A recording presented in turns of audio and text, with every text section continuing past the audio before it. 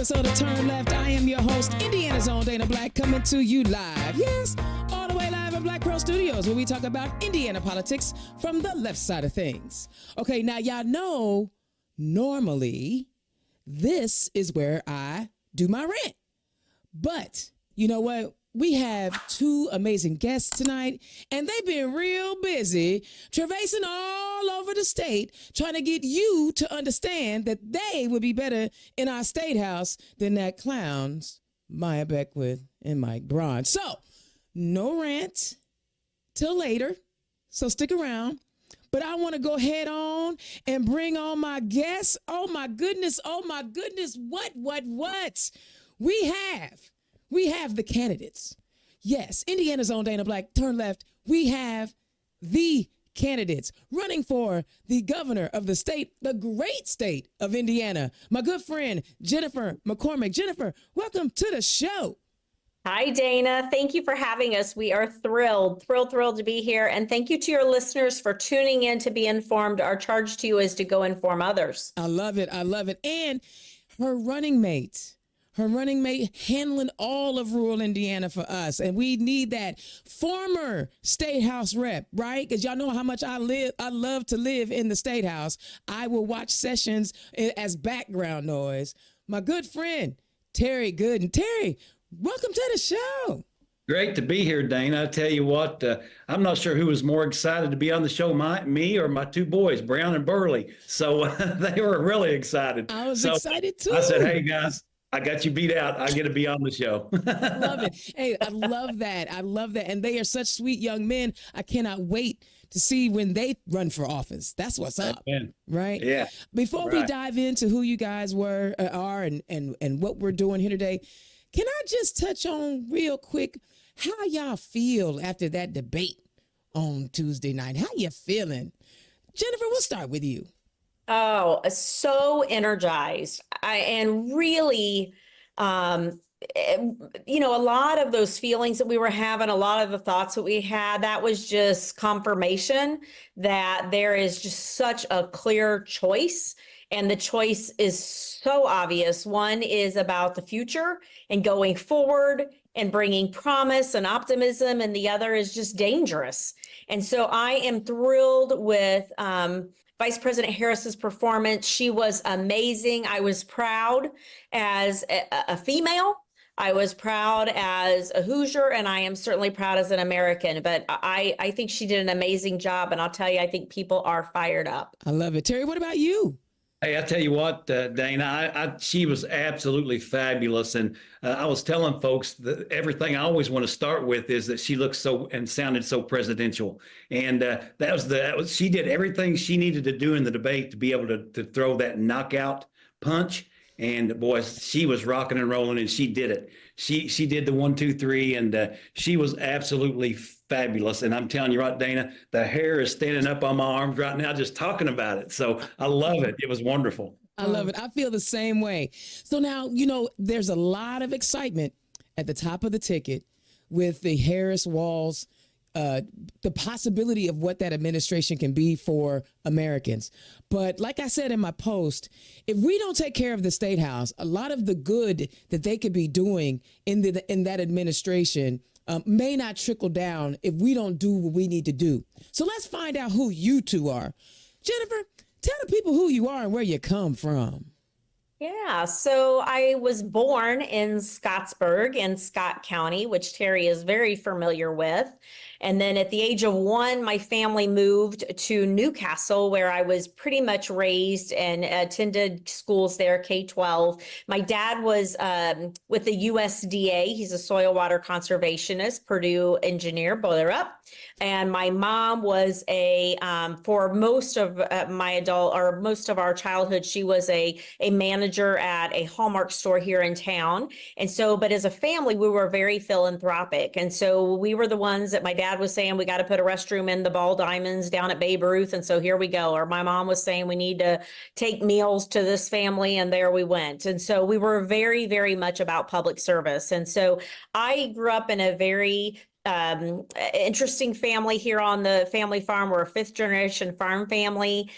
We I have a brother and a sister, and they are older, so I am the youngest of three. It's always cool to be the baby. I'm telling you.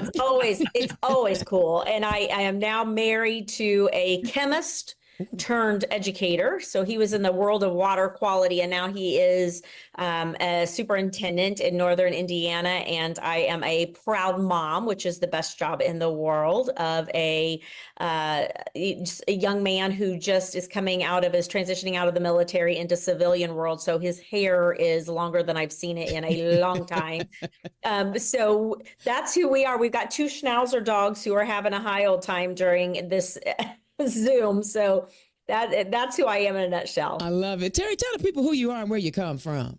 Hey, I'm Terry Goodin, and I'm proud to be an Indiana Democrat, Dana. And I come from Austin, Indiana, down south by Louisville. And I tell you what, the biggest part of me traveling around the state of Indiana is hearing everybody's accents. And I don't understand where they got their accents from. But we're going to try to get that lined out as we move forward. And you know what, Dana, I grew up on the family farm here in southern Indiana. I got an older sister, Lisa, and I've got a twin brother who looks just like me and sounds just like me.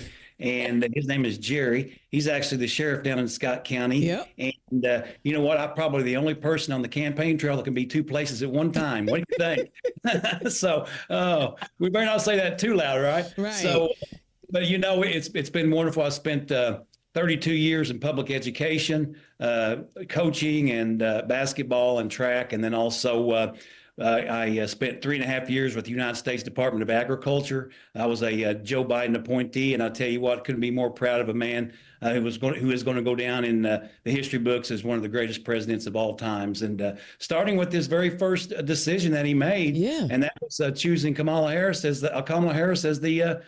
his running mate. Yeah. I mean, so starting from day one and before, his decision making's been superb. And you know what? It's going to show even more when we all get to Inauguration Day and we say, Madam President. Ooh, that's right? We're going to say Madam President and Madam Governor. But, you know, I want to speak to that because, you know, President Biden, he kept his promises. He made a commitment to Black people that I'm going to put a Black woman on the Supreme Court, and he did. And he said he was going to pick a Black woman to be his running mate, and he did. And I tell you what, you got to tip the hat to the man, because he could have done a plethora of things after he won, but he kept his word. And to me, that means everything. So, guys, both of you have, you know, gone through some transitions in your adult political lives. Jennifer, you used to be a Republican, and we all know this. We're not going to hide from it. We don't run from it, right? Terry, I almost called you. See what you did there? You had to, you know, evolve on the LGBTQ plus issues, right? Right. Talk to us about what it took to, you know, especially for you, Jennifer, the Republican machine here in Indiana ain't no joke. But you saw what was happening in public education. Probably y'all too smart for the Republicans, but I ain't gonna say that. Y'all ain't gotta, you know, talk about the transition and what you went through internally to make that decision to say, I am going to run as a Democrat. And then Terry, when she's done, talk about that transition from, you know what, I need to be better with the LGBTQ plus community. Yeah, for me, that transition was a matter of staying true to my values. And I had taught kids for 20 years and, you know, as a teacher and an administrator, that character mattered. And for me to turn my back on what I saw happening at the national level with the Republican Party and ignore my own advice to kids for decades would have been irresponsible. And I was struggling with that. So for me, it was about values. You know, I'm still very fiscally responsible, but I think most Democrats that I've met in Indiana are. I know, too, that we are very committed to opportunity, and we want to be optimistic, and we want to be inclusive of all. And I've always been that person. And what I saw happening with the Republican Party, you know, on the national level for sure, but so much at what I was hearing in the state house did not reflect my values. And so for me, the party was really moving away from the values in which I held dear. And I thought, I can't do this. And so switching parties was really about a value alignment. And, you know, I've had a lot of people as I travel the state come up and say, I am you. You know, I was a Republican.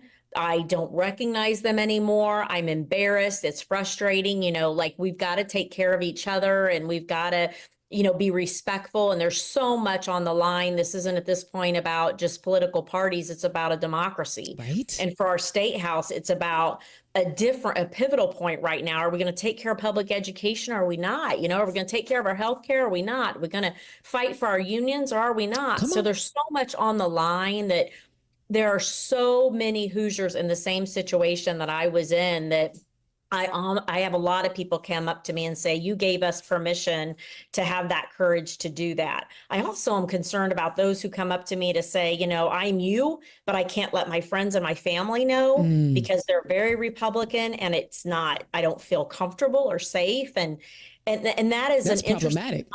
It's such an interesting conversation. But if I can help anybody through that transition and give them that permission per se, or that courage, I welcome that. It's about staying true to who we are. I love it. Terry, because I know in 2020 we gave you hell, bro. You know what? But I'm an individual. I love to learn. I love to grow. And I'm one of those folks. I learned this from my family, my grandfather, my dad, my mom, and everybody. If you're wrong, you admit it and you move on. And I was wrong. And I admitted it, and I've moved on. And I'll tell you what, Jennifer said there's a lot of folks just like her in Indiana. There's a whole lot of folks like me in Indiana that at the point, at that time, 15, 11, 12 years ago or whatever, we were thinking and believing one thing, and all of a sudden we're like, hey, this is not right. Right. This is wrong. And we changed our mind. We grew in that, and we realized that we were hurting people's feelings, and that's not right. So there's a lot of Terry Goodins out there in the state of Indiana. And I think that's one of the things that makes this ticket so strong, Dana, is the fact that we're pretty representative of a lot of folks, and we believe in people. Every single person in the state of Indiana has value, and we understand that. And I think we're the only ones that are running in this election for the governor's race that realize that, hey, everybody has value, and we're going to treat everyone, Dana, every single person in our state with dignity. So I got to let you know, after you had your press conference and you apologized, I came on my show and I said, as a loud member of the LGBTQ plus community, I thank you, because a lot of people would have just, that was then. I'm not going to apologize. I've changed my ways, but you actually acknowledge it. And to me, that's character. And so as someone who is loud, proud, and just out there, just being me, I want to say that so that you can hear it. Thank you. That's it. We all grow and we learn. Now, Jennifer, the first time I actually heard you give a speech, I was hanging out with Destiny Wells. And we were, yes. Remember that? In Newcastle, in the library. And I sat next to, who is this person? Hey, and I sat next to Destiny. I said, oh, that's how she won. Yes, you're an educator, and both of you are, but what was it that let you know that when you ran for school superintendent, that you could do this political thing? What was it in you that said, I'm gonna run for office? It's funny you say that, because people will come up to me and they'll tell me, like, you're really good at politics. And for me, I don't see that as being good at politics. I try to be honest with people. I try to be informed, and being a good listener, and then trying to go inform others. I try to get my message in a way that is consumable, because so many times there's a disconnect in that. So I appreciate what you're saying, but for me, it's about just being true to who I am and making sure that we have good communications with those who we're trying to serve. I love that. I love that. And Terry, you've been in that state house. Now, I'm going to tell you, I have people will probably say that I'm a little obsessed, but I recognize that the state house is where the power is, right? A lot of people don't understand that. They think it's at the federal level, but I have watched our state house and that supermajority block good policy that came down from the federal level.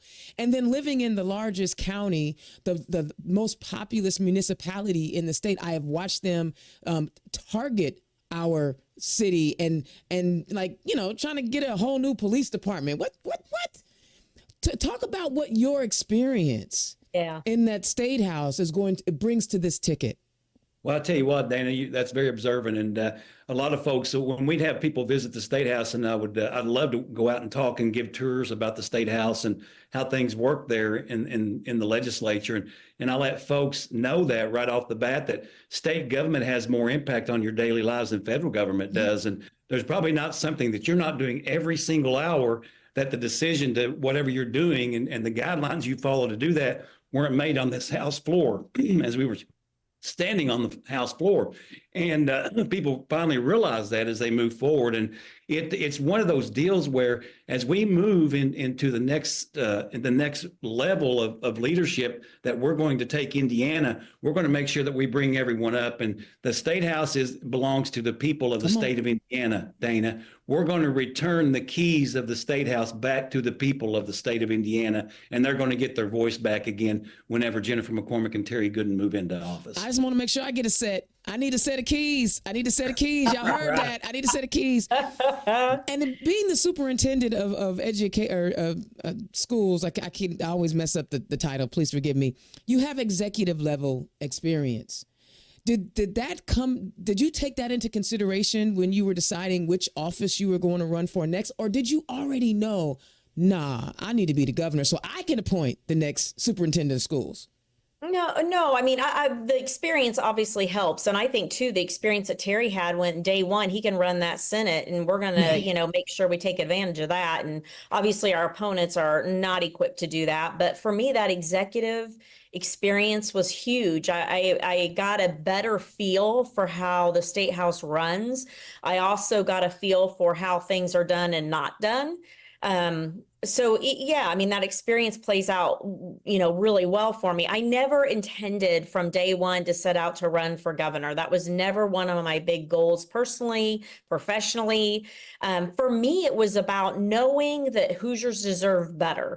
And then I had a choice. I could either take what I learned at the State House and try to unlearn it, because some of it, the good, the bad, and the ugly, and go off on my merry way. I had my LLC set up. I was, financially, it was successful. But I knew we deserved better. And so I was watching who's going to run. And I had a lot of people encouraging me and I've had a lot of help that I'm super thankful for.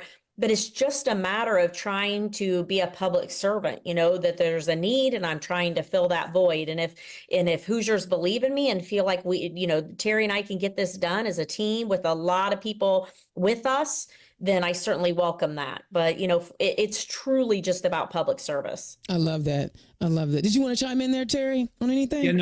I tell you what, Dana, it is correct. And I always, when we was serving, or when I was serving in the legislature, and then Jennifer was serving there in the office of a superintendent, it was refreshing to be able to have conversations with her about public education. And not only public education is the realm, as people think about schools. Hey, what happens in life and what happens in communities is happens in schools. The schools are just a microcosm of the society or the community those schools are located in. So dealing with all of that really is a great background. And Jennifer's background as a school superintendent definitely helped prepare her for the governor's office on all levels of leadership and promoting moving forward. And really, it's about service, Dana. I know my grandfather always told me that in life, when you pass people and they've fallen down, you must stop and help pick them up. Amen. And that's one of those deals as I go through life, Dana. I mean, like Jennifer, I was out of politics, and Joe Biden was very kind to me. He gave me a good opportunity, and I was taking advantage of that opportunity. But as I was traveling around our state, Dana, and going into these communities, once I passed the McDonald's and the dollar store, these communities were desolate. They were really crumbling in. And as I say all the time, it's like these communities were going out of business. Yeah. And I felt moved to make a difference. And we've got to stop this. Indiana deserves better. Hoosiers deserve better. And they're going to get better when they elect us in the next cycle. I feel that. I feel that 100, because when I ran in 2016, I made the wise decision to run against Brian Bosma in 2016. I started off as an angry lesbian because of RFRA and that nonsense. But then when you recognize that you're going to be in the State House, you're going to be voting on policies that impact all 92 counties and not just your district. And I started to learn about those issues, and I became an angry Hoosier. I stopped being an angry lesbian and became an angry Hoosier. And I really appreciate that you guys see the totality of our state. So let's get into this. Indiana's own Dana Black. I am talking to the gubernatorial candidate, Jennifer McCormick, and her running mate, former State House Rep, Terry Goodin. Guys, we're on education. I know that this is your big topic, right? I know this is what, just like for me, RFRA was the reason why I ran. the thing that got me off the sofa to stop yelling at the TV. I know education for you, Jennifer, is that thing. Talk about your vision. Tell us what you see that's not right and what corrective actions you would like to take. Yeah, well, we have a public school system and we're certainly not perfect, but we serve over 90% of our kids and we have a state house who's trying to destroy it and they're doing that openly. And that is the Project 2025 playbook. And so they're following it. They're disciplined, they're resourced. We've had $1.6 billion flow away from our public schools into privatization that service about 4% of our kids. And there are a lot of great private schools. It's just our Constitution is clear that our public dollars fund public schools. And that is the way it should be. If people choose to go elsewhere, that's their business. But if you're taking public tax dollars, then you have become a public school. And so there's a lot of just the big picture items such as that, but also too, when you continue to change the standards in which we teach, the assessments in which we use, we're 3,300 teachers or educator openings today that we will never fill. We keep beating up educators. That is a non-sustainable way to survive and be successful as a state. And we're 41st in the nation in educational attainment. I mean, we've got to stop it. And so for me, it's about fighting for kids. And the way you do that is you fight for the system. And you have to do that at the state house. And there are a lot of states under the same fights that we're under here in Indiana. And so it's a choice. And I know there are a lot of, again, very well-resourced, well-funded opposition to public schools, but we're going to continue to try to do what we can do to make a difference and celebrate public education. So can we be real honest here, guys? You guys have had those real conversations with people who are on the other side of the aisle. What is their reasoning for saying it is okay for us to defund public education? They have to have a reason. So help us understand. I know both of y'all have had those conversations. Yeah, I mean, it's really a national push. I mean, it's much bigger than Indiana. It's just Indiana has been very much a vessel that was willing from our state house, particularly the House. And it has become a very expensive endeavor for a lot of people, that there's a lot of money and power on the line. We're over half of the state budget, and that's true in a lot of states. And so people have learned how to take advantage of getting those dollars, not just for personal gain, but also for political power gain for the Republicans. And so, they don't even try to hide it anymore. No. I mean, it's just really about power, personal and political. Terry? Right. Right. Danny, it's really simple. And I say this as I travel around, is the fact that, and you've heard me say this probably as well, it's the fact that the Democrat Party sees public education as a real investment in our future, and specifically the future and the lives of children. And the Republicans see public education as a real liability, as a cost that there's no return. And that is one real difference, stark difference between the two parties, is just that philosophy of what public education really is. And we've got to make sure that as we move forward, as we're siphoning more and more dollars from the educational pot, the fact, as Jennifer said, we've got to make sure that those schools who take public dollars, hey, if you're going to take public dollars, then de facto you become a public school. So you need to be following the same guidelines, rules, and regulations then as those public schools follow. Because I'll say this, and I've said this on the House floor, I've said it in the Ways and Means Committee, whenever they take dollars away from public schools, it siphons dollars disproportionately against urban and out of urban school corporations and out of small rural school corporations. Those two types of corporations in Indiana are the ones that get hit the hardest when they siphon those dollars. And take a look at the populations of those groups. A lot of times those are the most disadvantaged populations, if you want to look at numbers, and that's just not the way we should be operating. And so as you guys, I mean, both of you guys are from, rural Indiana, small town Indiana. I live in Indianapolis. I know that there are lots of choices for people to make here in Indianapolis. There's all the different type of charter schools, But in your rural Indiana, They don't have choices. The for-profit institutions are not going to where there aren't that many people. How are you communicating with the folks in those communities to say, hey, you guys keep voting for people that are harming your kids, and there's a massive brain drain that goes with it, and those that are left behind are poorly, well, not poorly, because I'm not going to diss the teachers that are there now, but they're not getting the same level of education as obviously our more affluent areas. How are you having those conversations with the people? Yeah, and it's going into every county and explaining to them their loss, regardless of if there's choice there or not. Everybody's losing except for 2 counties in the state of Indiana. We also tell them to do not assume that the choices, and I would say Marion County is a perfect example, that just because we have choice that they're good choices. And so there are no quality guardrails.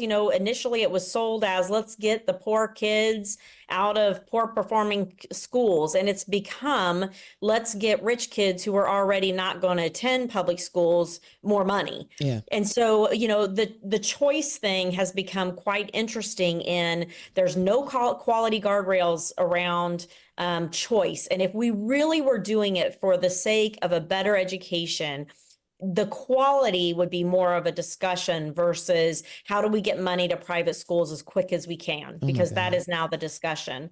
The other piece of it is, you're right. I mean, they are targeting now moving choice into areas such as Carmel, Fishers. They're going after areas that are more affluent because they know that those are where the dollars are, and parents have the means to get their kids to different choices.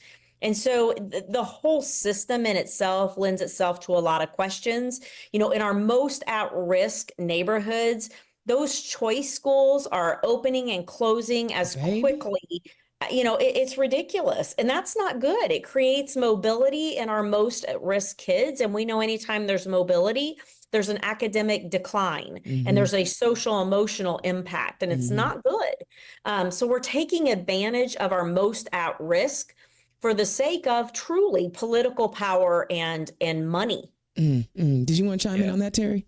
Actually, Dana, as we talk about that, the choice programs they talk about sounds fair, but in essence, it may sound fair, but it's not equitable. And as we move forward, we got to make sure that we put together a system that is equitable. And you can be fair all you want, but if you're not equitable, that means nothing. So as we move forward, we've got to make sure that we put together a system that's going to be fair to all students. So all students can achieve at the same level. And we're not doing that now at all, Dana. And what we're doing is we're creating the haves in education and the have-nots in education. And that's not fair. It's not fair to anybody in our state. Right. Okay. Dana, I'll be honest with you. I'm worried about the resegregation of this. I was going to say it again.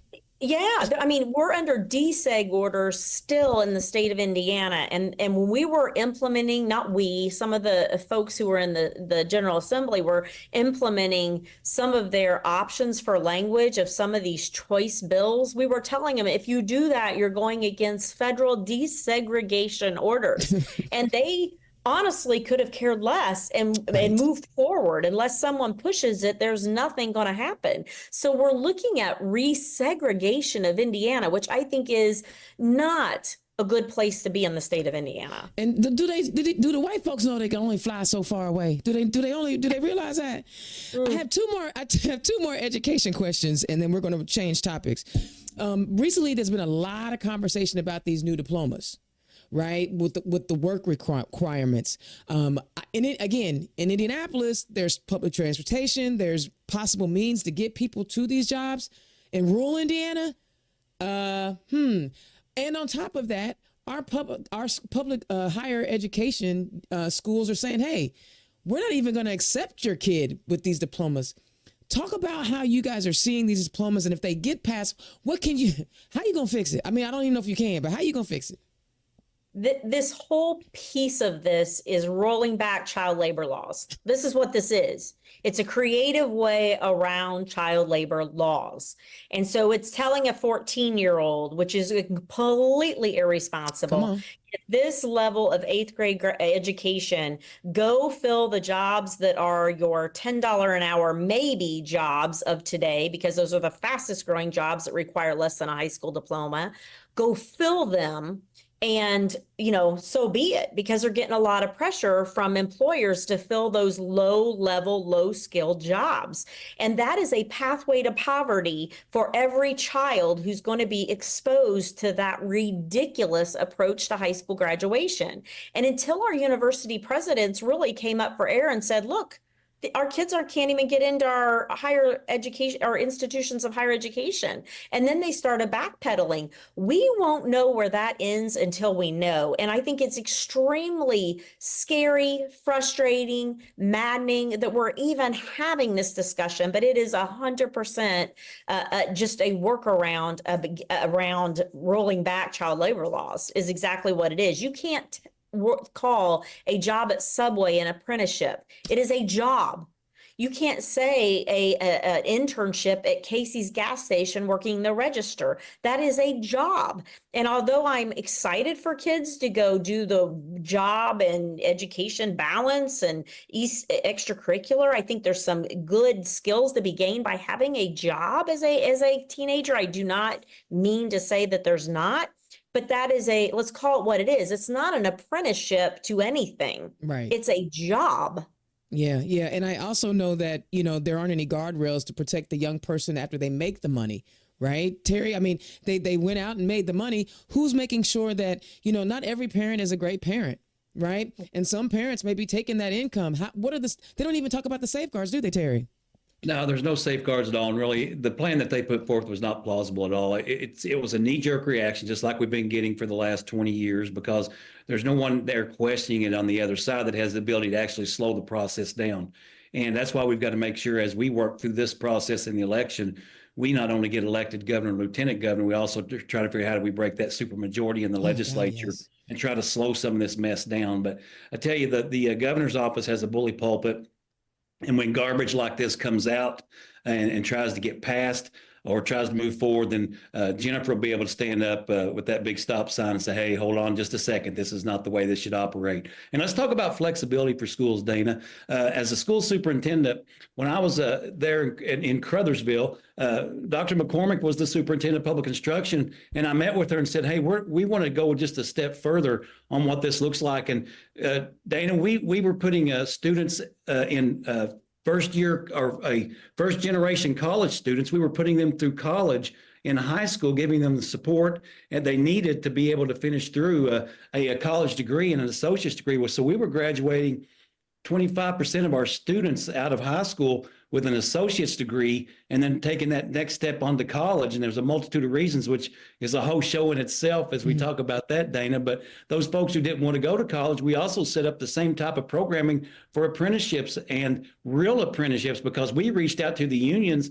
and we got those folks lined in with the union apprenticeships and we moved forward in that direction. And that's how we were able to put together a great educational program for the kids who not only wanted to go to college, but for the kids who wanted to join the military or those kids who wanted to learn a skill or a trade and move forward in that direction. You always got to be learning and you always got to be moving forward. And whenever I talk about higher education, I don't just mean a college degree. Right. I'm talking about certifications and other educational levels where you go just the next step and the next step to get more certifications. And just lifelong learning in itself is very important in the whole process. Child, because I'm always need me an electrician and a plumber, because I can't do that. All right. I mean, this conversation has gone so fast, but I think education is the key to everything and the quality of life. And I hadn't planned on spending this much time on it, but it was so good. But I want to, it was a great transition, Terry. Let's talk about labor. What are the bullet points on your website? It says supporting high wage jobs and unions. What does that look like for you? Well, I think really, I'm sorry. No, go ahead, Terry. Go ahead. Okay. Go ahead, Terry. I think really, as we look at this, we've got to look at ways to be able to get the students into opportunities where they can earn the most money and create a better living for them and their families or whoever they're dealing with. And what we want to do is we want to make sure that we put the proper training and get kids the proper training and the pathways for those kids to be able to follow to be successful. And something else we want to do is we talk about labor, and this all kind of ties together, is when we have these folks who are out here working and these laborers out here working, we want to make sure that they're making the most money they can. Right. And to do that, we've got to put together policy that's going to allow those workers to be able to make that type of money. I'm talking about bringing back the common construction wage. I'm talking about prevailing wage. I'm talking about the real opportunities, the money you talk, Dana, about money at the federal level that gets handed down to the state of Indiana. Indiana's sitting on billions and billions of dollars and millions of dollars of opportunity that we should be extending out to the population and to the people of Indiana, and it's not going anywhere. It's just sitting there. So we can do much better. And Jennifer, I apologize. I'll let you jump in on that. Well, what it sounds like is y'all partners in this thing, so don't even apologize. But go ahead. Yeah, I mean, and Terry and I understand the power of collective bargaining, and we've got to protect that. We have stripped it and stripped it and stripped it in the state of Indiana. So making sure that we're protecting collective bargaining and making sure that those wages and the benefits, and, you know, we have so many Hoosiers that are struggling with a lack of a pension or a retirement plan, whether it's a private plan or whatever it may be. And so making sure that we are being smart and diligent and getting resources where they need to go, but being a good partner with our unions. Our unions need to be at the table, not just during campaigns, but throughout the 2 terms that we're going to have. And so making sure that those who are at the table have a voice, and that table's big and it reflects Indiana. I've seen that table and it's not very big, and the players aren't very diverse. And so we need to change who we're getting those thought partner information from and make sure we move forward. I love that. I love that, because again, you know, even if you have an education, there's not an opportunity to make money with the education you have, because businesses don't want to come here because the quality of life is terrible. What is that? So let's talk about healthcare, and I am definitely going to lump both mental health care and reproductive health care in this conversation, because I got to get it in. Indiana, and we have over 35 counties without emergent care. We have IU sending their OBGYN candidates to other programs outside of Indiana. Talk about the importance of having leadership in our state house that looks out for all types of healthcare, and more specifically, reproductive healthcare. Yeah, well, we have to trust Hoosiers to make their own decisions about their health care, you know, in particular women, but also individuals who identify LGBTQ. You know, we have a lot of seniors who need to make sure that they feel empowered. Hoosiers need to make their own decisions about their own healthcare, but we also need to protect our healthcare providers. Come on. You know, having a rhetoric that we're going to go after them and criminalize them, or criminalize people who are trying to make those individual decisions, is ludicrous. That is chasing business away. It's chasing individuals away. If we are going to be a successful state, we need to make sure that we are healthy and we are educated. And that means we must trust Hoosiers to make the decisions they feel comfortable with healthcare providers who feel safe to educate us and provide us with their best information to make those really difficult decisions. And so what's happening in Indiana, in addition to the cost skyrocketing, are when our rights are taken away and our healthcare providers don't feel safe, it is a complete recipe for a disastrous healthcare system. And so, yeah, mental health is a huge concern. Obviously, you mentioned reproductive rights and freedoms that we hear across the state of Indiana that everybody's concerned with. LGBTQ feel like they're under attack for healthcare decisions that they're trying to make. And there's just so many pieces of this that we need to have an honest discussion about. That's why when we appoint boards and commissions and agencies, we need to be very thoughtful in protecting Hoosiers, but also protecting our healthcare providers. That will be job one, day one, in making sure that we are appointing individuals who understand that's the charge. We also have to acknowledge that we have a Supreme Court that's up. We have 3 judges that play into this, and they're up for election. And when Hoosiers go in and consider them, they are very conservative judges who have not been very friendly in the healthcare space to allow individuals to make decisions and protect our healthcare providers. So we need to make sure that are we going to retain them when most people go in to say yes or no, that our voice reflects that we are looking for the change in order to give us our autonomy back.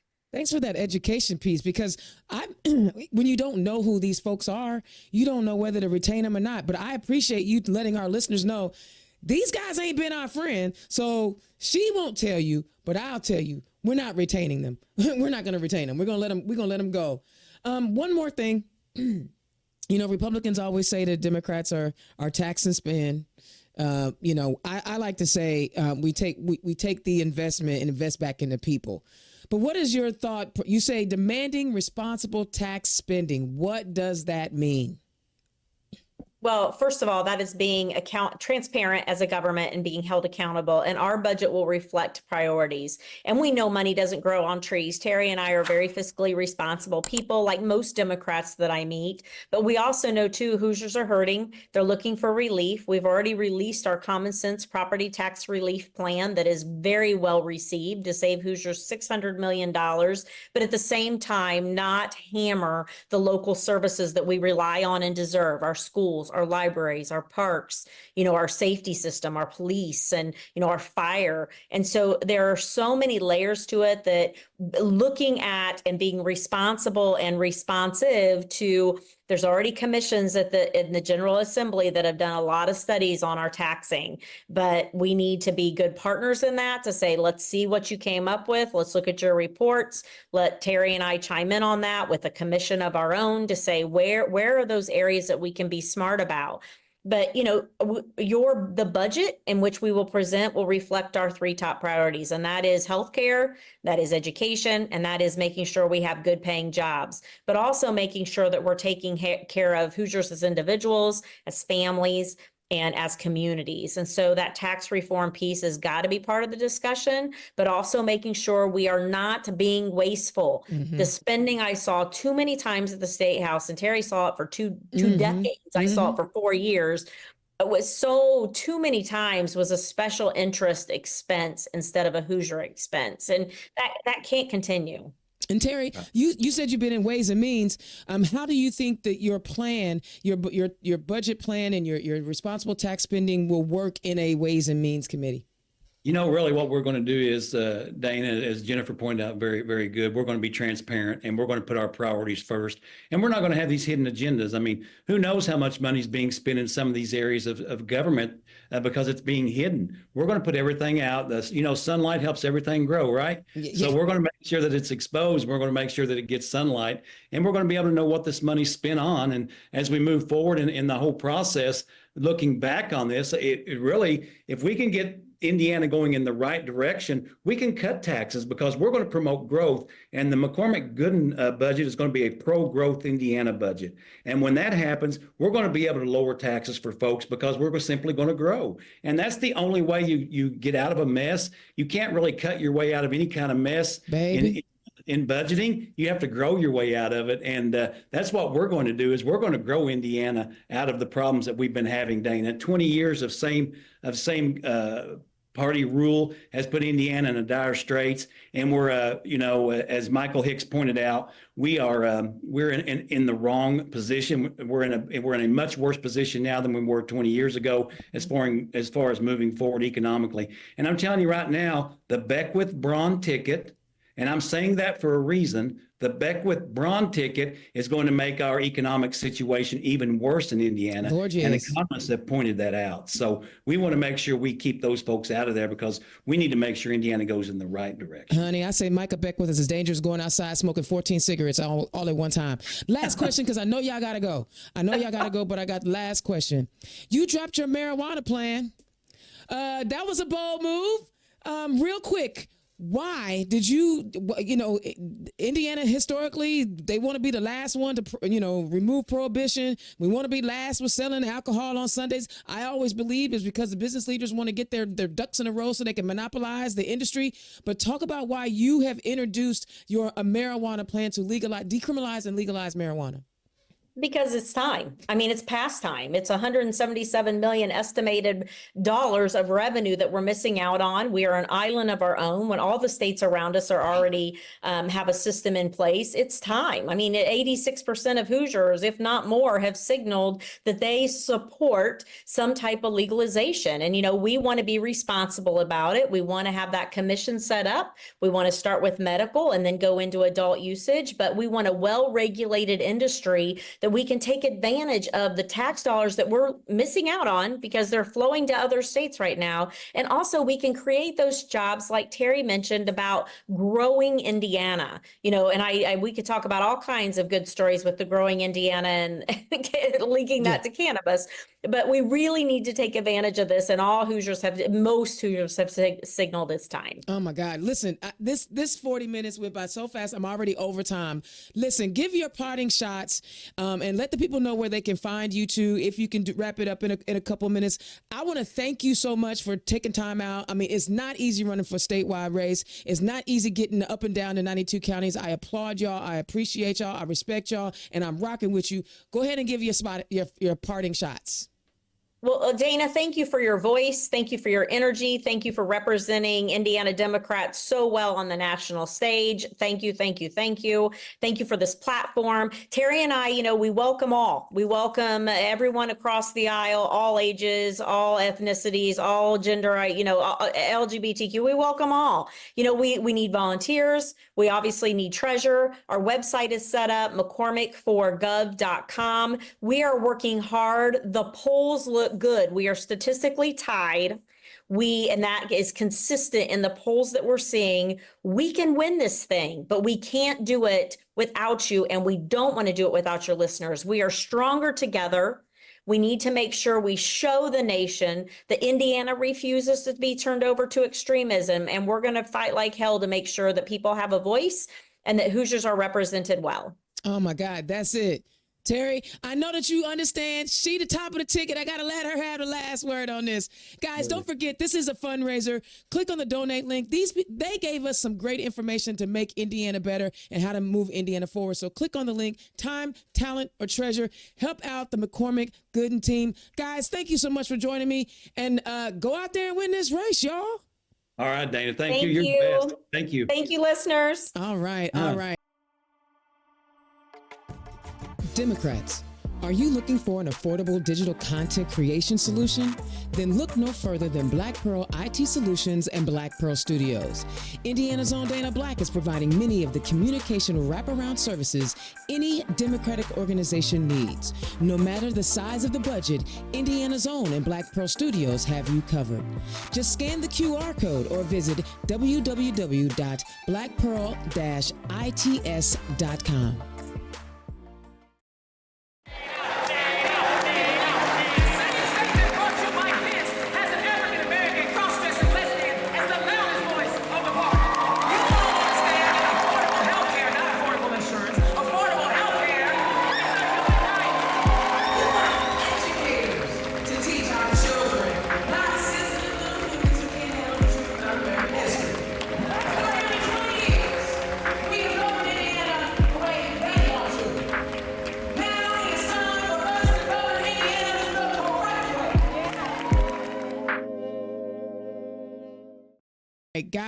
Guys, I'm trying to tell y'all, we got us a hellified ticket. This ticket is so dope. I've known them for a while. I've known how fantastic they were as individual. Well, I ain't gonna say that. I was skeptical at first, right? I was skeptical at first, but once you spend time with them and you hear their stories and you hear, how they've evolved and they have changed and recognize that the values that we all represent and we all value are all the same. Boy. So, and if you haven't already done so, get registered to vote, scan the QR code, get registered to vote.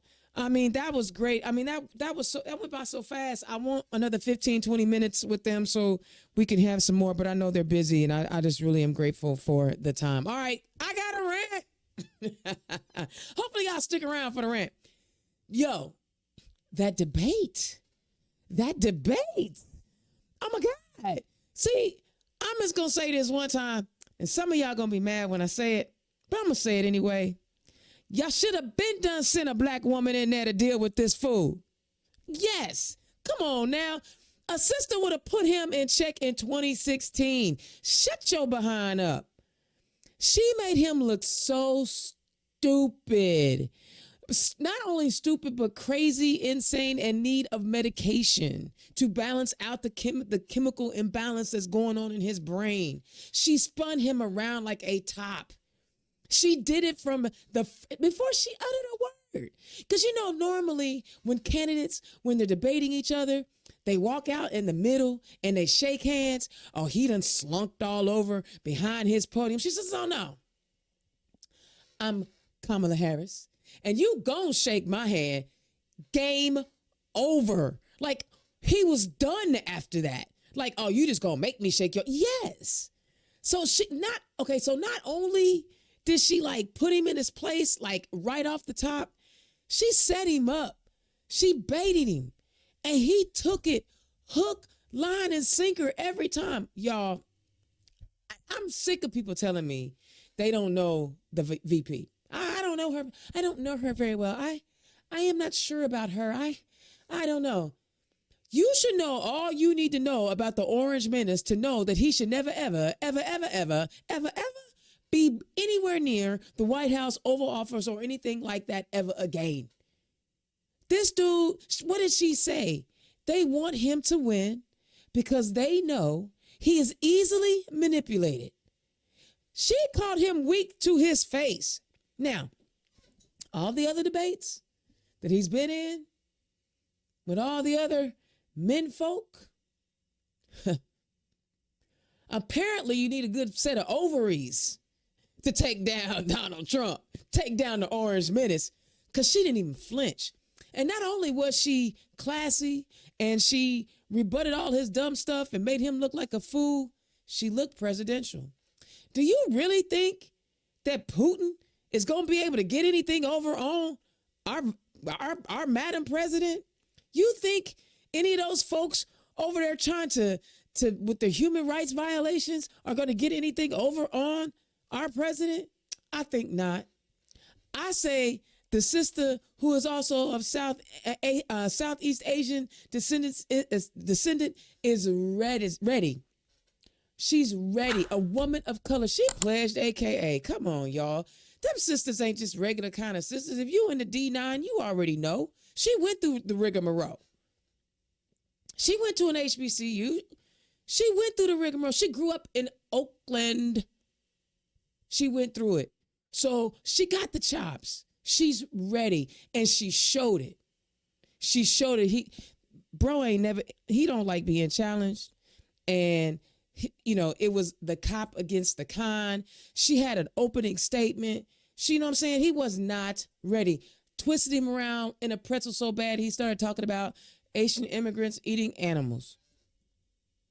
I had to get that out there because she made him look like a fool. All right. The Indiana Capitol Chronicle reports an Owen County judge has denied an attempt to weaken the state's near total abortion ban, allowing the law to stay in place. Plaintiffs have not shown that Senate Bill 1 materially burdens the rights of any specific or well-defined class of patient to access constitutionally protected abortion care, the decision said. Significant and compelling evidence regarding the policy implications of SB 1 and its effects on medical professionals specifically was presented. However, the court cannot substitute its own policy preferences for that of the Indiana General Assembly.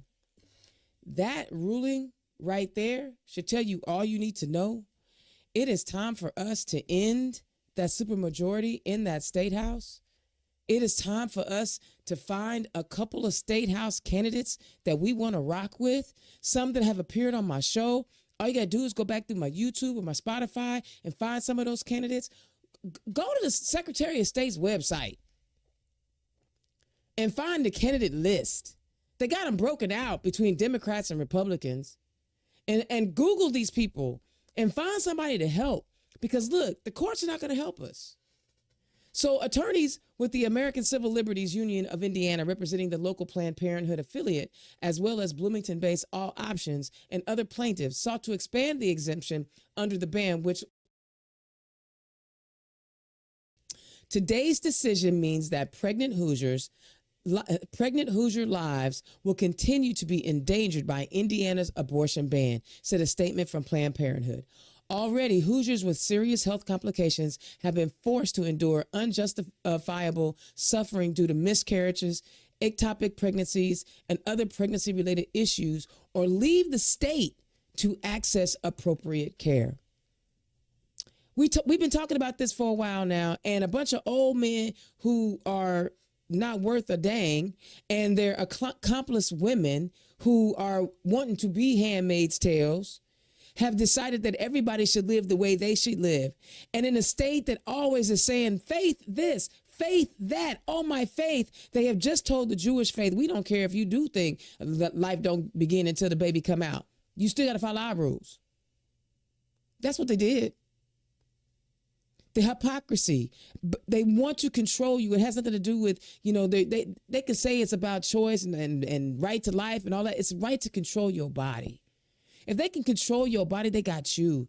We've already seen states trying to pass bills and laws that say you can't leave our, full abortion state and travel to another state for abortions. And all of this, from the federal level all the way down to the local level, we are seeing people trying to push back on this. And I know everybody always says this is the most consequential election of our lifetime, but it really is. It really is. Jennifer McCormick and Terry Goodin touched on it. They're coming after the LGBTQ plus community and the healthcare needs we have. They're already banned trans care for young people if their parents say it's okay. I've told you a gazillion times, Micah Beckwith is dangerous. Mike Braun does not have any policies that speak to the needs of Hoosiers, of all Hoosiers, not just the wealthy ones that have the means. Micah Beckwith tried to ban books. I don't even understand why we would even let an idiot like that to be our Senate president. He tried to ban books. He created so much chaos in Hamilton County. Why would you want that? He tells everybody he wants you to be a white Christian nationalist.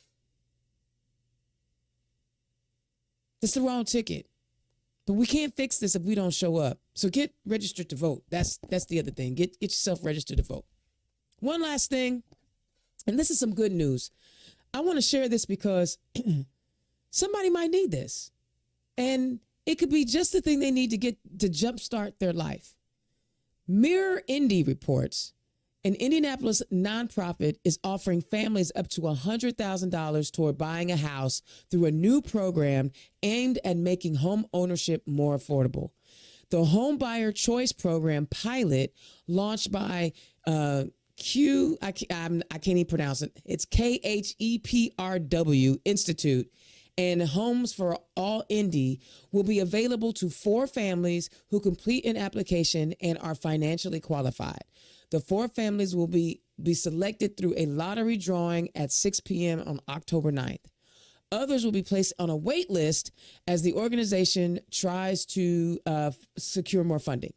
The goal of the program is long-term affordability, not just for families now, but for future. I'm going to drop this link in the chat so that you guys that you may you don't know if you qualify until you try. So I'm going to drop it in the chat so that you guys can see if you actually do or can apply. But this is a good thing, right? Yeah, we know that there's a shortage of housing, and we also know that there's a shortage of affordable housing, and we know these things. But maybe someone will qualify for a home, and they can begin their life. And wouldn't you really want that for somebody? Wouldn't you want to offer that to somebody? Wouldn't you want to give them an opportunity for home ownership? I know I would, right? I know I would. I'm hoping that whoever gets this will take advantage of it and jumpstart their lives. Because I know being a homeowner is dope.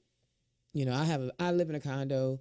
I've owned a couple of homes in my lifetime with partners, but I love it, and I want somebody else to experience it. And if somebody is offering this program up, I think it's great. All right, guys, I'm still on a high from talking to the McCormick Goodin team. That was a great conversation. It was absolutely wonderful. I wish I had 2 hours, but I understand how busy they are.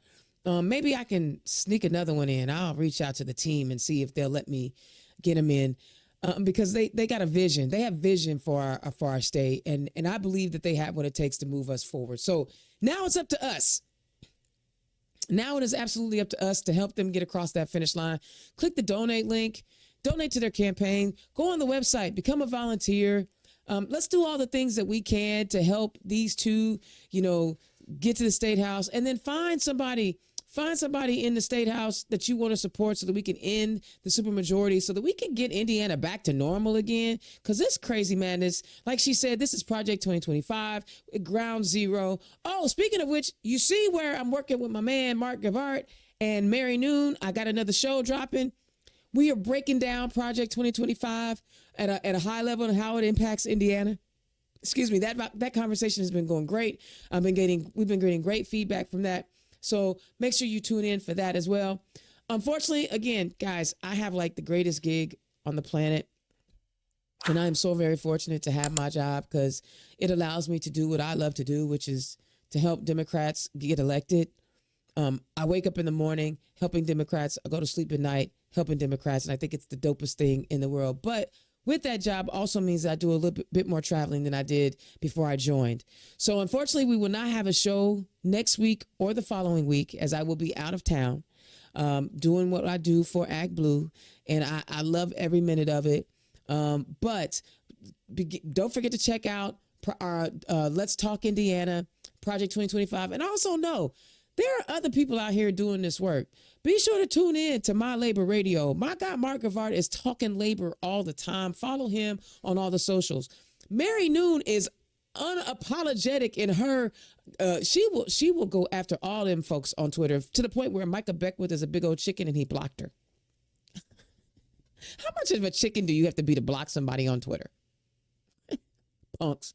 Anyway, so check those out. I will not be on, and I'm already booked out to October 31st. So I'm doing the best I can to try to bring you as much information as I can, but I also love my gig and all the good things that I get to do. But I did get to get our governor and lieutenant governor on. So we have we're down to like 53 days.